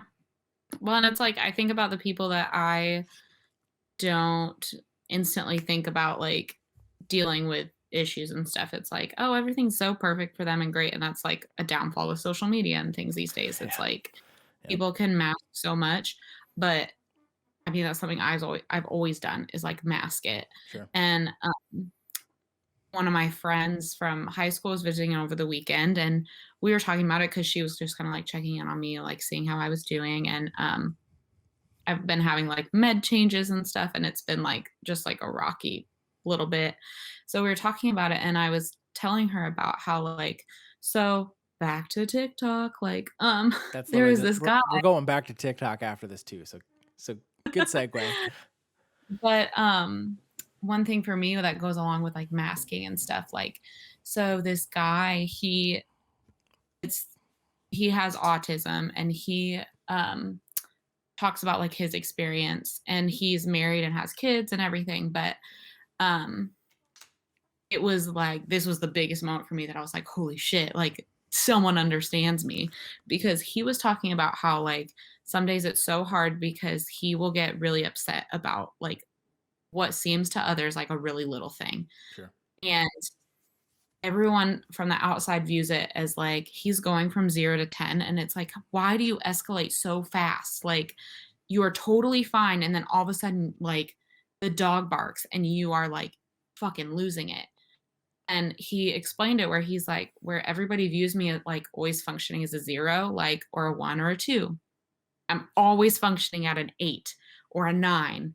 And so then because but I mask it really well. Sure. And so I'm always an 8 or a 9, which other people don't see. And then the smallest thing does happen. And I'm not going from a 0 to a 10. I'm going from like an 8 or a 9 to a 10. And then I'm just losing my shit. And I was like, oh my God, it's me. That makes And sense. so like I was talking to Wes about it and I was like, I've never like been able to vocalize that or like explain that to people because that's exactly how it was. Like I will snap and he's like, what the hell happened? Because like our dog Lucy, she will bark. And yes, it's annoying, but I will be like completely irrational about it. Or like, I don't know, like I can't even give you an example, but like the smallest little inconvenient thing will happen and I will just like it's It just tips the scale. It not yeah. yeah. Spills And the it's like beans. and I think that's where it's like it is important to talk about it because like so many people mask it and like she had said if I didn't know you the way well my friend that was visiting she's like if I didn't know you how I know you I would have no like even thought that you deal with the things that you do like Right. other people would have no idea and like my coworkers have said before like you seem like super happy and like upbeat all the time and I'm like because I mask my shit really well like I don't talk about things unless like we're really close like and here I am like hi everyone listen to everything I have to say about my life but You have but you I'm have to meet Becca. better You have no idea. at it like There's you know there's so many comparisons and like there's some days where things are fine and then all of a sudden it seems like a switch flips. I'm like, what happened? Like what like and it's like, I, nothing I just am already up here and then and I get it. yeah I definitely get it. It's just like, okay, what do you need me to do now? It doesn't matter what I was helping with a minute ago. Like, how do I help in this yeah instance? Like, what's changed, and how can I help fix it? But again, that comes down to me being a fixer, which don't always need to be. But yeah exactly what happens, and I'm like I don't need you to fix this I just need a minute and I'll close myself in the bedroom and I'll just like breathe and it's great like it's fine all right, let's move into TikTok again. So something that kind of this is again more of the education side of TikTok, which I know somebody's going to comment on this or send me a message tomorrow saying you're an idiot, but that's fine. I already know. I already know that about myself. Send you a message now. Colin, you're an idiot. I'm just kidding. That's going to be the name of this episode. Right now it's called Mental Health and Me, which is the dumbest shit I've ever titled, but it's fine. Okay, high functioning anxiety TikToks was something I came across, which was super interesting. So these were a couple of the things that they showed, like on the little post-it note, just like signs that you may be a high functioning anxious person. You're nice and easy to be around, but you please people too much. Me. You obsess over trivial things that other people probably don't even notice. You are consumed by every mistake you make by beating yourself up over it. Fun fact. The other day, somebody goes, "Hi, Colin." I said, "Good." And I'm like, shit. That's been bugging me ever since. That was like a month ago. That was like a month ago. And I'm like, oh God, I'm going to remember that one for a while. You know you are capable, but fully don't believe in yourself. And in every situation, the worst case scenario is your biggest thought. That's all. When I read those, I was like, yep, shit, shit, shit, yep, yep. So then there was another one that I found that I thought helped a little bit. It was more of like they were kind of solutions, but not directly. So those were, remember, if you're not speaking it, you're storing it, and that gets heavy. That fits in pretty well with what we were just talking about. Whatever you're feeling is all right. Anxiety and tuition often feel similar, but they are not the same. That's a very good one. And the last one was stop playing out painful scenarios that don't exist in the present moment, which kind of comes back to like whether it's control or just existing and breathing and not worrying, anxiety, whatever it is. So when I saw those, I was like, damn. Like it's just like when we talked about doing this episode in the first place, like your little story that you just had about going from an 8 to a 10, that's going to help somebody. You know for a fact that's going to help somebody because it helped you. You heard somebody tell you God that, and it saved changed my life. everything. Yeah. So when I saw I those, think that's kind of like where I was like, holy shit, I need medication. yeah, right? Well, so then when I read these TikToks, I was like, man, maybe I do have anxiety. And that was before I thought back to like OCD and the locking the doors and sleepwalking anxiety and weather and all that stuff. But like whether or not it's severe is one thing, but you can have mild mental illness. That there is no like, yes, you check all the boxes, you have mental illness, congratulations. And there's no like, well, you're just kind of like you might be a little depressed, but like so that's something that people need to remember. There is no like 100% fact that like, oh yeah, you're this level of depressed. No. Like you can be a little, you can have specific little tics that are still OCD. Yeah, I feel like it comes down to how it like affects your everyday life. Like Right. it is affecting like how you interact with people or how you do things or then, like cuz like I said before, it's like everybody deals with a normal or like typical amount of Right. anxiety. Like anxiety is Like a job normal. interview or something versus like Yeah. driving to work in traffic or something. Yeah. Yeah. Yeah. Right. Everybody feels anxious at some point or another. And like, that's just part of life. But it's like when you are anxious to the point where, like, for me, a lot of times I just start to feel like that feeling in my chest. And like, there's no reason, like, I can't even tell you a reason why I'm starting to feel this way. But then I start to panic for no reason. And like, it's, it's when it starts to like really affect the way you do things. And it's like, okay, maybe this is a little more than just like, I feel a little anxious. Like, no, I'm feeling crippling anxiety at the moment and I don't know what to do about it. And I'm, I just thought of yeah. something and I want your thought on this. Okay. How we talked about nervous kind of being a second word for anxiety and sad being a second word for depressed. Like, We got to know. what if, like, if it was known that, like, if you're nervous or you're sad for a specific thing or a short instance, then you're nervous or you're sad. But if it's anxiety or depression, it's for a longer duration or an all the time feeling. Like, does that make sense? Like, you're nervous about a Like, job interview, but you're anxious every day about going outside of your right. house or something. I mean, like, Yeah. I mean, I don't think that they can be like synonyms, right. if that makes sense. No, I I don't think, agree. I agree. yeah. Like being nervous and like having anxiety about something is like totally, Being nervous is a short term feeling. And being yeah. anxious is like an all the time or most of the time or what. That's how I see it. I think that makes sense. But again, Yeah. And like, there's no specific 100% factual definition for either of right. those. I mean, And it's like, I mean, I've been sad, like, oh my, like when my cat died, like I was sad. That's fine. But like I'm not sad when I can't leave my bed for a whole weekend and I'm like sobbing for no reason. Like I'm right, sad at like, like that's a whole different. right, and same like with me. Like, I don't think I really have depression at all. It definitely runs in my family, which I didn't know until the last few years. But, uh, like if like in college when I got dumped twice, like I was sad, but I wasn't depressed. Like that's just not how I dealt with it, and oh well. But like, yeah, I wasn't depressed. I was just sad. Kind Yeah. of Like sad, maybe not even, but whatever. we were there for you, Colin. We had you, boo boo. Yeah, no, that's true. I mean, that was a huge thing though. Like, if I didn't have friends and running and stuff at that point, though, it probably would have been a different experience at a different time, and who knows how that could have affected me to this point in my life. Yeah. Yeah. That's fair. All right, the last thing we will talk about, because we're already at about an hour and 40 minutes.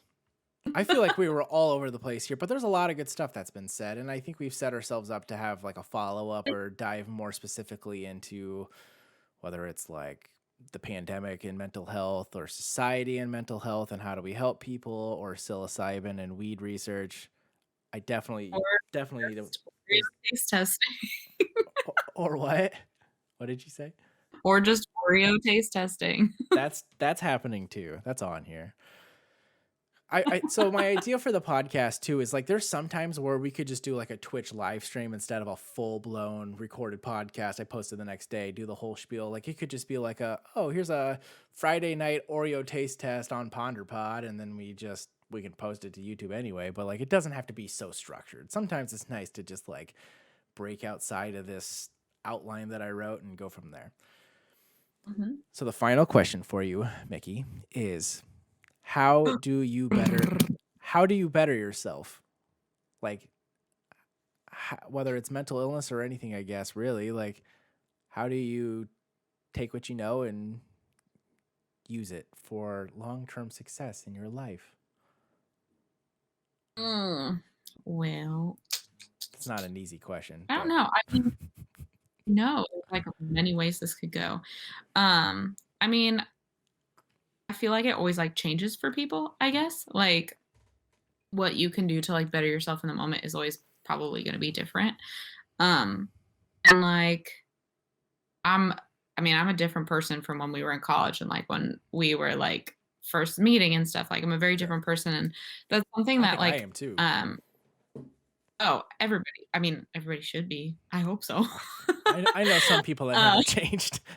I Yeah, feel bad for them. same. But it's something that like so Tori and I like we talk a lot about it about how like um you should just like accept the person that you are, and like we'll have like 2-hour long conversations at dinner about how like you should just be happy with who you are, and if other people are not okay with that, like whatever. Yeah, And I feel like that's something that's really like helped me better myself is like I accept that like there are mistakes I've made in the past. Like there are people that I have not been the best to like in the past, but there's nothing I can change about that. I sure. can use that to like move forward, and like my relationships with my friends and like the people in my life, I always like try to give 110%. And it's like that's how I feel like I can be better because I want to be better for other people. And like I also want to be better for myself in the sense that like I don't need to sit here and worry about one thing that I said to somebody 6 years ago. It's like Right. I don't need to sit there and think about that. I can move on and like not become a different person, but like just better myself to like put that energy into other relationships and what I can do to make people feel good. Cause like I know a lot of people talk about like filling your cup. Mm-hmm. And I think that's like it's cliche, but it's the best thing that you can do for yourself. Sure. Like I'm gonna do things that make me happy, and I'm going to keep the people in my life that make me happy. And if you're not fit like doing any, if you're not doing good for me, I'm not gonna like put forth the energy because it's like I want people that fill my cup and I want to fill other people's cup. So I I agree. don't know. Yeah, I agree. That makes sense to me a lot. I mean, I think about it the way like the friends that I was friends with in high school, I would say a good chunk of them are still my friends today, but there's a lot of them that aren't. And that's okay. I'm sure if I ran into that person at a bar, I'd go talk to them and we'd have a great conversation. We'd catch up and maybe reconnect. But some people just fall off the face of the earth in your life, and sometimes that's not a bad thing. I mean, there's people Like it's that gonna happen. there's people that definitely like you give 110%, but they're only giving 20%, and then even if they're giving 90%, you're still giving more than them, and that isn't always healthy. I mean, sometimes it's really bad Hmm. to try to force those relationships to stay afloat when they were bound to sink in the beginning. I think in terms of how else I try to better myself is learn.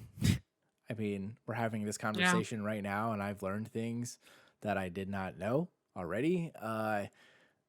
With Becca, with some of my other friends, whatever, like asking questions. Hey, are you okay? Checking in. It's sometimes awkward to like check in on your friends, but I think one of the things that COVID taught all of us is like you have to. Sometimes they won't tell you if they're struggling. And that's not necessarily a bad thing that they won't tell us that they're struggling, but it can be on us to ask them too. It doesn't have to be them to tell us. They might not know how to talk about it or never have talked about it. So they might think that there's a stigma around it for them, and so we can kind of help break that down. And I think with that, I mean, I said learning, that's a huge thing. Telling you about psilocybin, you got all excited. Like, I think you'll probably listen to at least one of those podcast episodes, and it will change everything. But then you'll look at things a little bit differently, and that's all you can ask for, is just to consider it. That's literally the whole point of this podcast, is to have these conversations with zero judgment.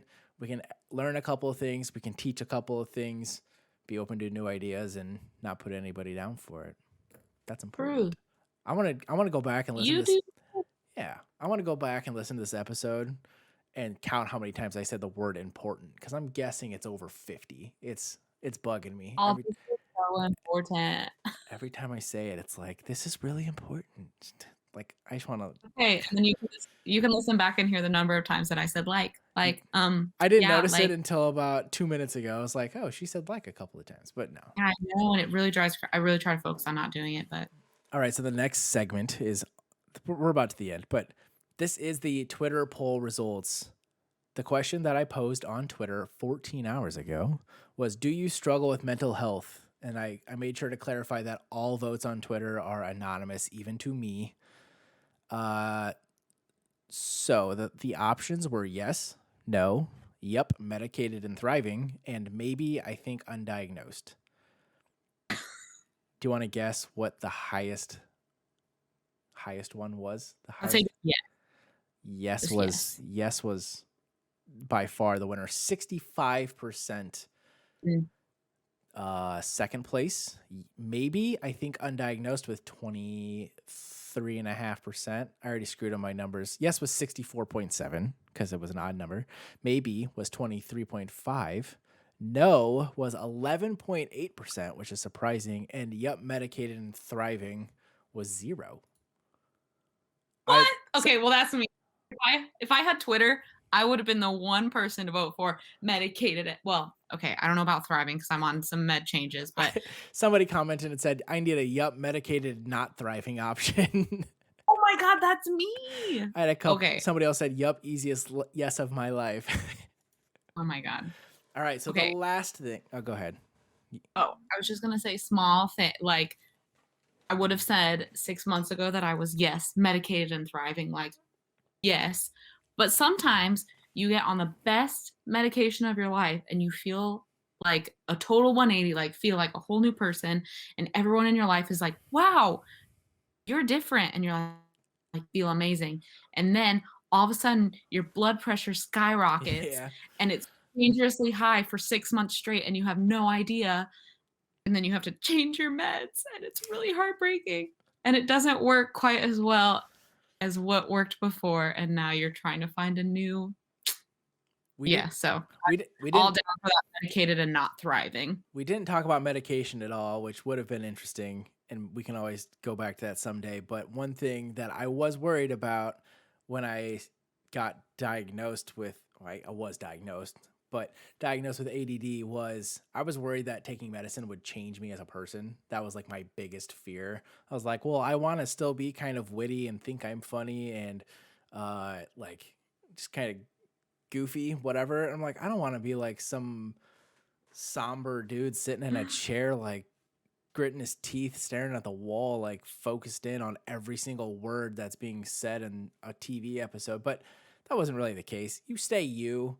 It's like an enhanced version of you. It's like a 2.0. It's like an update is all. Yeah. I honestly, like, I had a whole thing that I was like going to talk about medication and then we just like never touched on it. We can still talk about it. We don't have to end it. No, no. All I was going to say was how like I was like definitely weird about medication. And that's why like I took CBD oil for a long time and it kind of helped.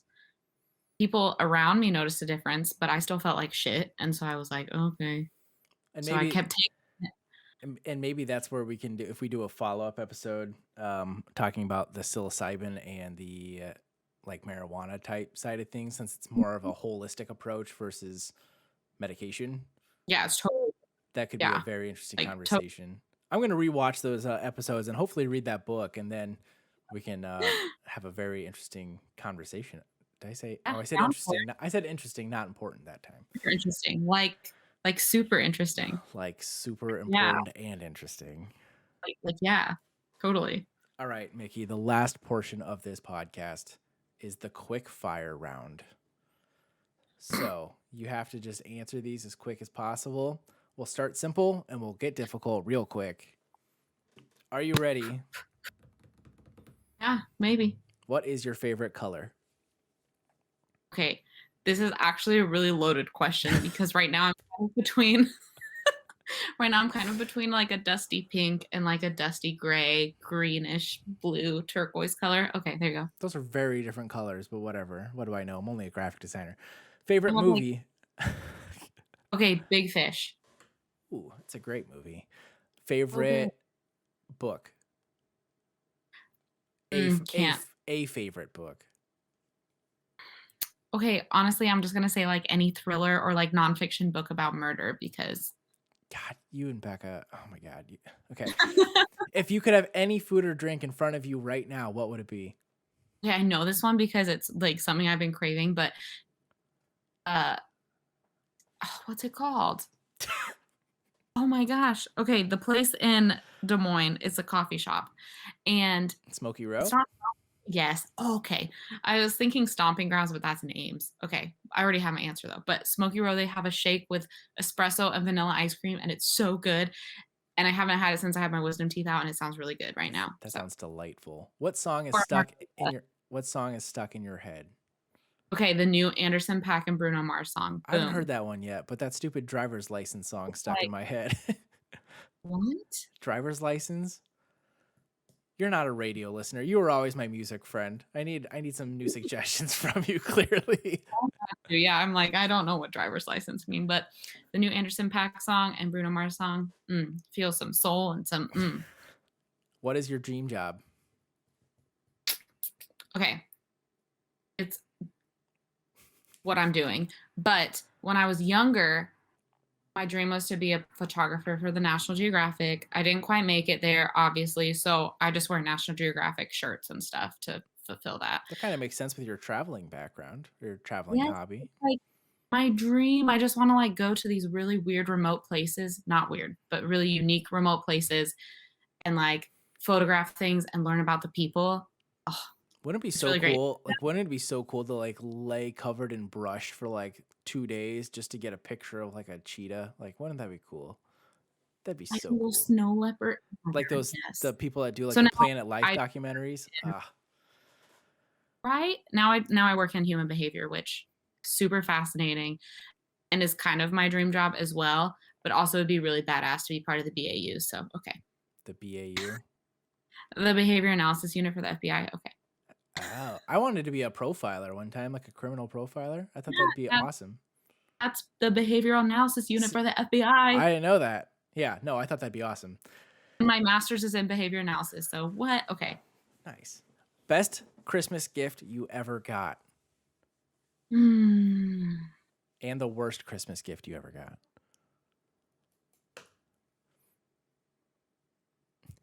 I don't know. Um. Okay, the worst Christmas present I got was the. He's gonna kill me for saying this, but the one that Wes said he was making me, and then he never gave me. The best Those part were is this is 2 hours, and the chances are he won't get all the way to the end. It happens. that was it was the worst because he said he was making it, and I never got it. So, what was the The best Christmas gift?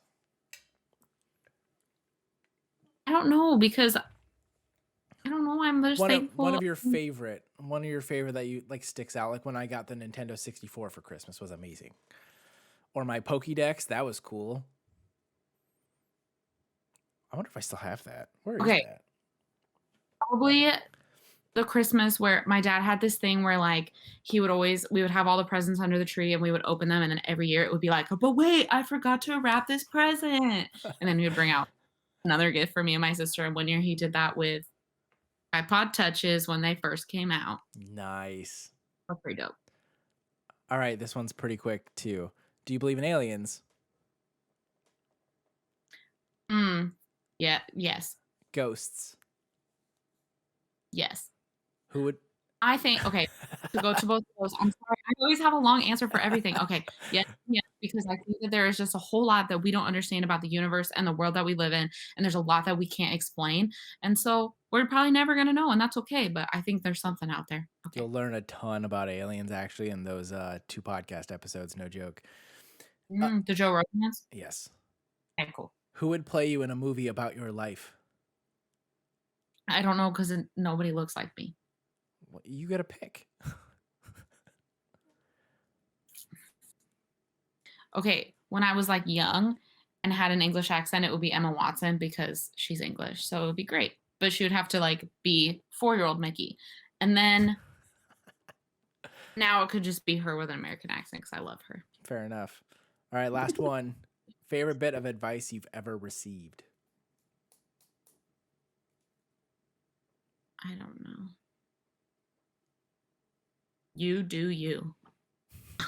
I actually don't know. For some Like, reason, I that's the hard thought you were question. gonna say that or something similar to that, but Because that's, like, my mantra that's, like, my motto for life is you do you. it's funny that you said mantra because I kid you not, the last one that I had written down that I didn't ask was, "Do you have a mantra?" So that's super funny. You do you, boo. All right, at that, we are at 2 hours, which is a longer podcast episode, but it's my podcast and I get to do whatever the hell I want. And we covered a lot of stuff. We were Cut out. a little scattered, and there will be a couple bits that I will cut out, but that only saves us a couple minutes. But you can find me It's on fine. It's Instagram now at PonderPod2021. Apparently PonderPod was taken, so I had to add this year's date behind it, but whatever. Twitter at Colin_Gargano, or just click the Linktree link in the description on the YouTube video. Please like and subscribe and comment. Again, it sounds stupid that everybody on YouTube has to say that, but it's true because I don't get feedback if nobody tells me anything, and I want that vanity URL so it's easier to find me. I just need 50. I don't know where to put it for like and subscribe, but do it. That way? Over Bottom here. bottom I right. put it everywhere, so it's somewhere.